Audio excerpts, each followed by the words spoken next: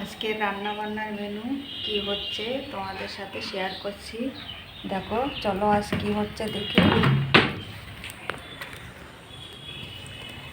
এখানে ডাল সেদ্ধ, কুকারে ডাল সেদ্ধ হয়ে গেছে। এই পটল বের করে রেখেছি, পটল ভাজা হবে।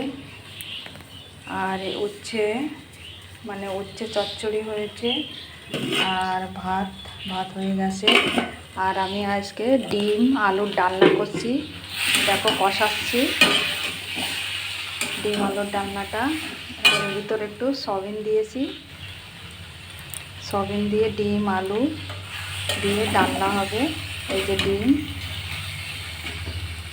এই যে আর কোথায় গেল, এই যে ডিম। তা কষাটা হয়ে গেছে, এখন জল দেব। আজ এই পর্যন্তই আমার মেনু, বেশি কিছু করছি না। তা তোমাদের রান্না বান্না হয়ে গেছে?